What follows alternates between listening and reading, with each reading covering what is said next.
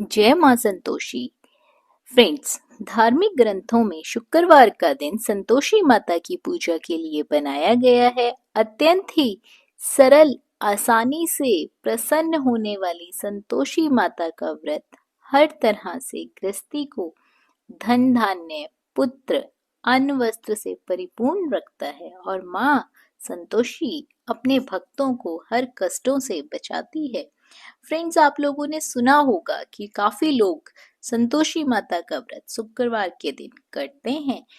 शुक्रवार के दिन जो लोग भी व्रत रखते हैं, संतोषी माता का पूजा पाठ करते हैं, उन लोगों को पूजा पाठ के साथ साथ व्रत के पुण्य फलों की प्राप्ति के लिए संतोषी माता की संपूर्ण व्रत कथा जरूर सुननी चाहिए।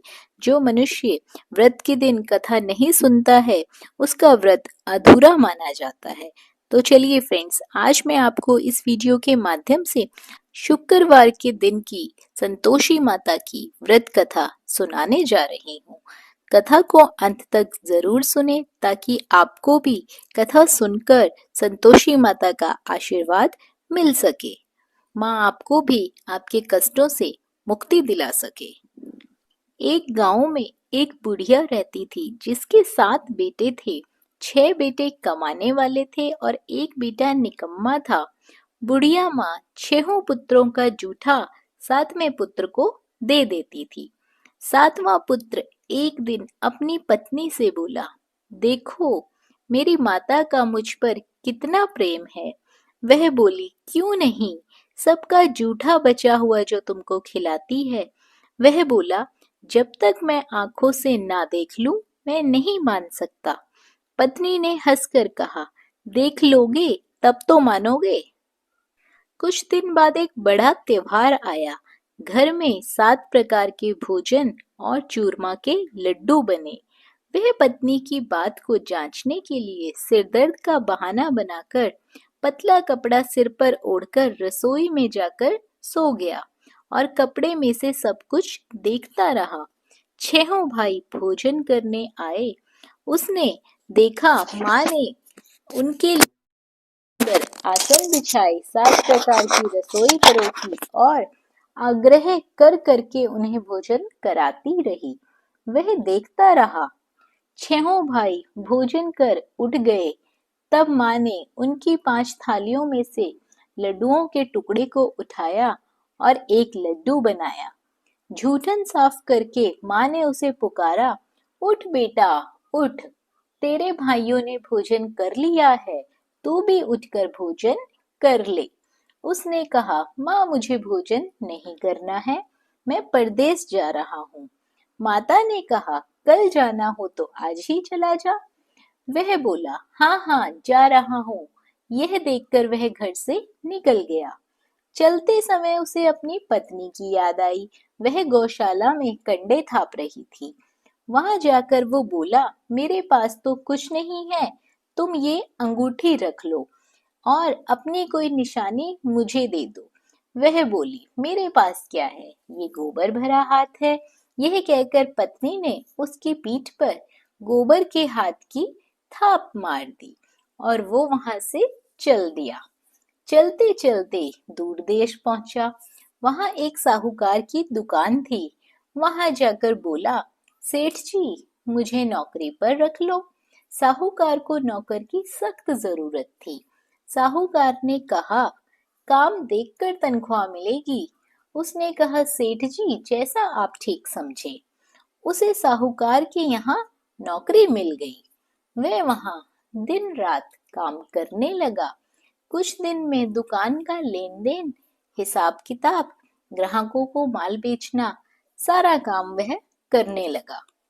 साहूकार के 7-8 नौकर थे। वे सब चक्कर खाकर गिरने लगे, लेकिन उसने अपने लगन, परिश्रम और ईमानदारी से सबको पीछे छोड़ दिया।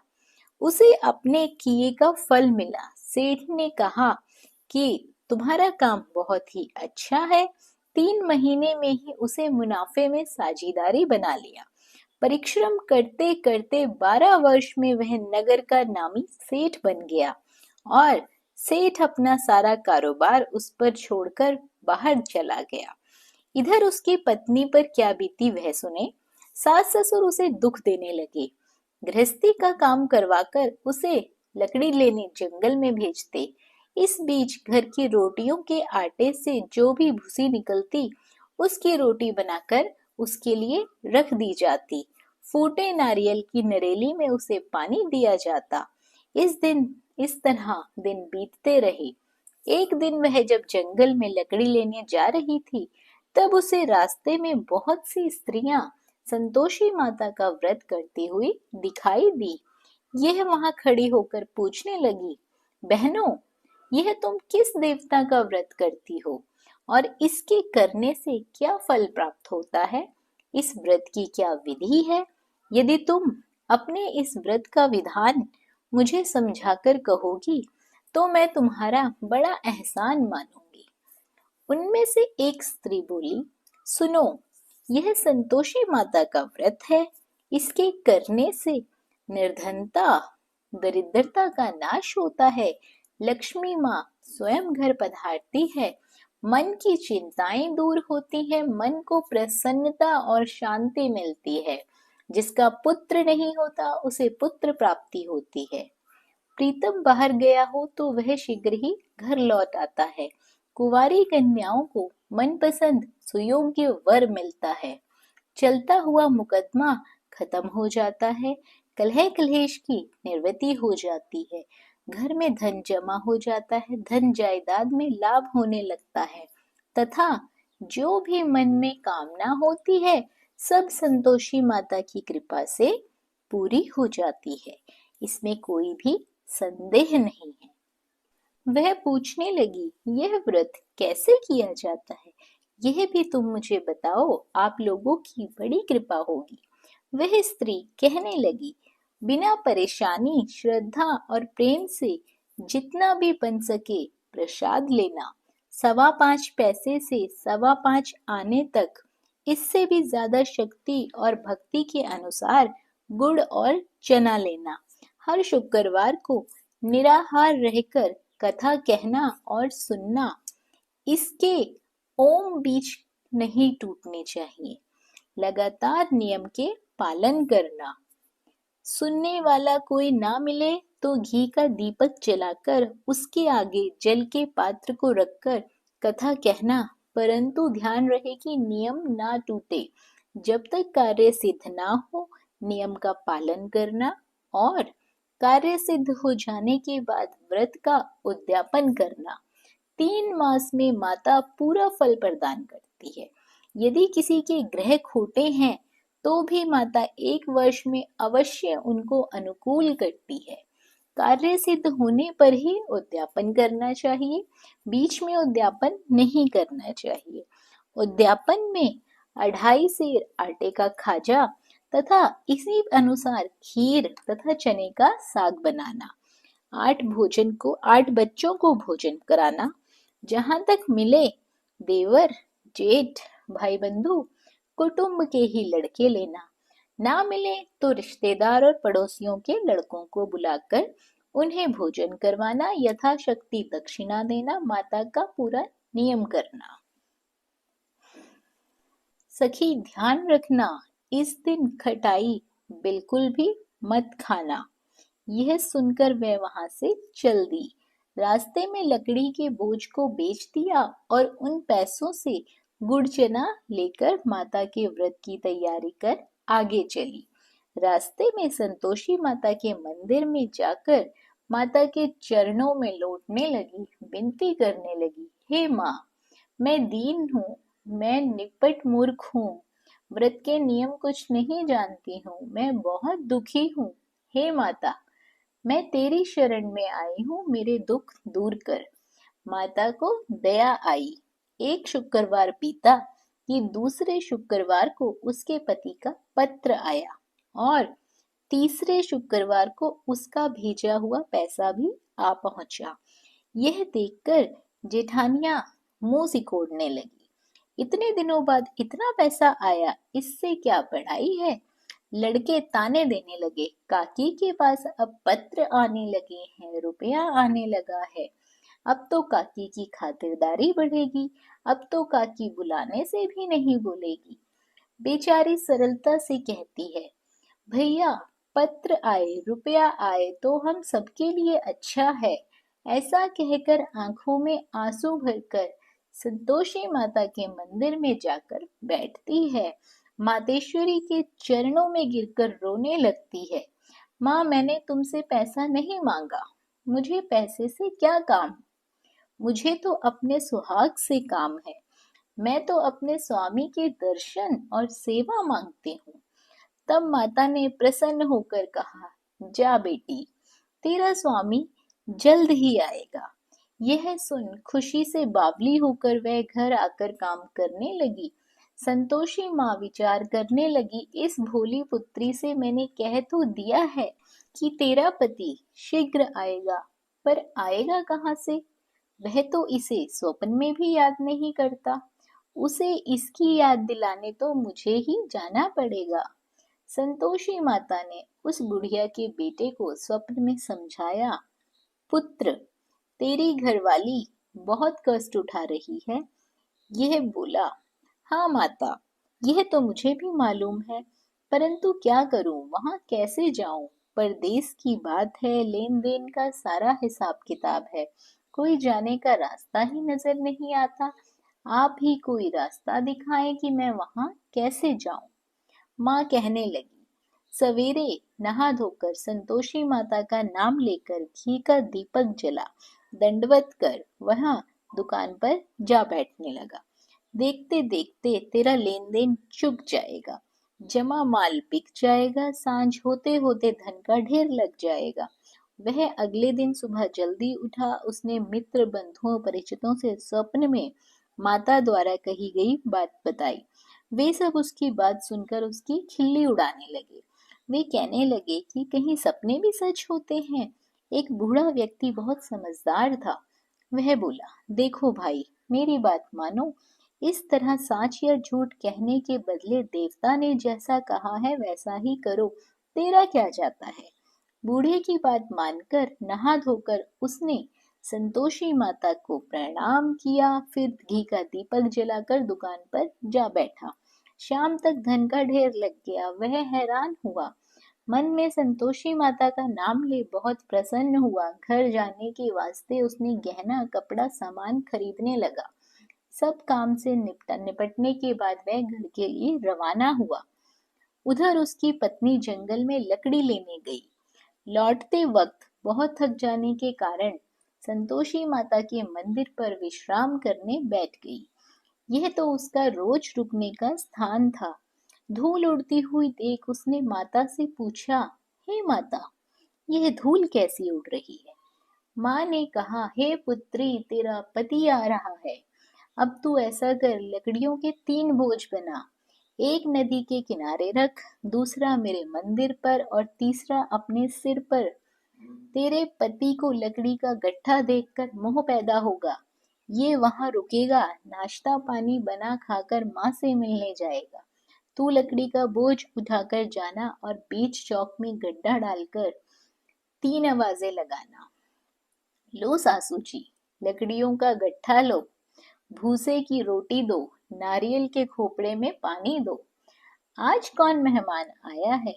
संतोषी माँ की बात सुनकर वह बहुत अच्छा माँ कहकर प्रसन्न मन से लकड़ियों के 3 बोझ बना लाई। एक नदी के तट पर, दूसरा माता के मंदिर पर रखकर इतने में ही मुसाफिर वहां आ पहुंचा। सूखी लकड़ियां देखकर उसको इच्छा हुई कि यहीं अभी विश्राम कर लेता हूँ, भोजन बना खा पी कर ही यहाँ से जाऊंगा। इस प्रकार भोजन कर विश्राम कर वह अपने गांव में आया। उसी समय बहू सिर पर लकड़ी का गट्ठा लेकर आई। उसने गट्ठे को आंगन में डाला और जोर से 3 आवाजें दी, लो सासू जी, लकड़ी का गट्ठा लो, भूसे की रोटी दो, नारियल के खोपड़े में पानी दो। आज कौन मेहमान आया है? यह सुनकर सास ने अपने दिए हुए कष्टों को भुलाने के लिए कहा, बहू, तू ऐसा क्यों कहती है? तेरा मालिक ही तो आया है, बैठ, मीठा भात खा, कपड़े गहने पहन, पत्नी की आवाज सुनकर उसका स्वामी बाहर आया और उसके हाथ में पहली अंगूठी देखकर व्याकुल हो गया। उसने माँ से पूछा, माँ यह कौन है? माँ बोली, बेटा तेरी पत्नी है। आज 12 वर्ष हो गए जब से तू गया है, तब से गांव में जानवर की तरह भटकती फिरती है। काम काज कुछ करती नहीं है, चार समय आकर खा जाती है। अब मुझे देखकर भूसे की रोटी और नारियल के खोपड़े में पानी मांगती है। वह बोला, माँ मैंने इसे भी देखा है और तुम्हें भी देखा है। मुझे दूसरे घर की चाबी दे दो, मैं उसमें जाकर रहूंगा। ठीक है बेटा, जैसी तेरी मर्जी, कहकर माँ ने चाबी का गुच्छा बेटे के सामने रख दिया। उसने दूसरे घर को खोलकर सारा सामान जमाया। एक ही दिन में वहां राजा के महल जैसे ठाट बाट बन गए। अब क्या था, वह सुख भोगने लगे। अगला शुक्रवार उसने पति से कहा, मुझे संतोषी माता के व्रत का उद्यापन करना है। पति बोला, बहुत अच्छा, खुशी से कर लो। वह खुशी खुशी माता के उद्यापन की तैयारी करने लगी। जेठ के लड़कों को भोजन के लिए कहने गई। उन्होंने मंजूर किया, परंतु पीछे से जेठानी ने अपने बच्चों को सिखलाया, देखो रे, भोजन के समय सब लोग खटाई मांगना, जिससे उसका उद्यापन पूरा ना हो पाए।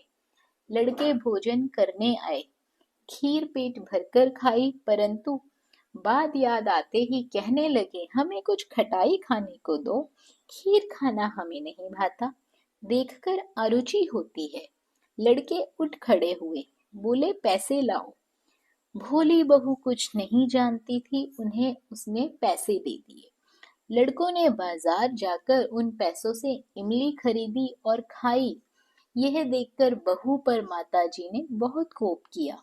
राजा के दूत उसके पति को पकड़कर ले गए। अब सब मालूम ही हो जाएगा जब जेल की रोटी खाएगा। बहू से ये वचन सहन नहीं हुए। वह संतोषी माता के मंदिर में गई और कहने लगी, माता तुमने यह क्या किया? हंस खाकर क्यों रुलाने लगी? माता बोली, पुत्री तूने मेरा व्रत भंग किया है, इतनी जल्दी सब बातें भुला दी। वह बोली, माता भूली तो नहीं हूँ, ना कुछ अपराध किया है, मुझे तो लड़कों ने भूल में डाल दिया, मुझे क्षमा करो माँ। माँ बोली, ऐसी भूल भी कहीं होती है? यह बोली, अब कोई भूल नहीं होगी माता, आप बताओ मेरा पति कैसे आएगा? माँ बोली, पुत्री जा, तेरा पति तुझे रास्ते में आता मिलेगा। वह मंदिर से निकलकर बाहर आई तो रास्ते में उसे अपना पति आ दिखाई दिया। उसने पूछा, कहाँ गए थे? वह बोला, इतना धन जो कमाया है उसका कर राजा ने मांगा था, बस वही भरने गया था। वह प्रसन्न होकर बोली, भला हुआ, अब घर चलो। फिर अगला शुक्रवार आया। वह बोली, मुझे माता का उद्यापन करना है। पति ने कहा, ठीक है करो। वह फिर जेठ के लड़कों से भोजन को कहने गई। जेठानियों ने पहले की तरह ही लड़कों को सिखा दिया कि तुम पहले ही खटाई मांगना। लड़के भोजन करने बैठे, लेकिन भोजन करने से पहले ही कहने लगे, हमें खीर पूरी नहीं भाती, जी बिगड़ता है, कुछ खटाई खाने को दो। यह बोली, खटाई खाने को नहीं मिलेगी, खाना हो तो खाओ। उनके उठकर चले जाने के बाद उसने ब्राह्मणों के लड़के बुलाए, बुलवाकर उन्हें भोजन करवाया, दक्षिणा की जगह उन्हें एक एक फल दिया। इससे संतोषी माता बहुत प्रसन्न हो गई। माता की कृपा से 9 महीने बाद उसको चंद्रमा के समान एक सुंदर पुत्र की प्राप्ति हुई। पुत्र को लेकर वह प्रतिदिन संतोषी माता के मंदिर में जाने लगी। यह देखकर माँ ने सोचा कि यह रोज आती है, आज क्यों ना मैं ही इसके घर चलूं, इसका आसरा देखूं तो सही। यह विचार कर माता ने डरावना रूप बनाया। गुड़ और चने से सना मुख, ऊपर से मुंडम के समान ओंठ, उस पर मक्खियां भिन भिना रही थी। दहलीज में पैर रखते ही उसकी सास चिल्लाई, देखो रे, कोई चुड़ैल डाकिनी चली आ रही है लड़कों, इसे भगाओ नहीं तो सब खा जाएगी। बहू रोशनदान से देख रही थी। वह प्रसन्न हो उठी, आज मेरी माता मेरे घर आई है। यह कहकर दूध पीते बच्चे को उसने गोद से उतार दिया। इस पर उसको सास क्रोध में बोली, अरे रांड, इसे देखकर कैसी उतावली हुई है जो बच्चे को पटक दिया। इतने में माँ के प्रताप से जहां देखो वहां लड़के ही लड़के नजर आने लगे। यह बोली, माँ जी, मैं जिनका व्रत करती हूँ ये वही संतोषी माता है। इतना कहकर उसने झट से घर के सारे किवाड़ खोल दिए। सबने माता के चरण पकड़ लिए और विनती कर कहने लगे, हे माता, हम मूर्ख हैं, अज्ञानी हैं, तुम्हारे व्रत की विधि हम नहीं जानते।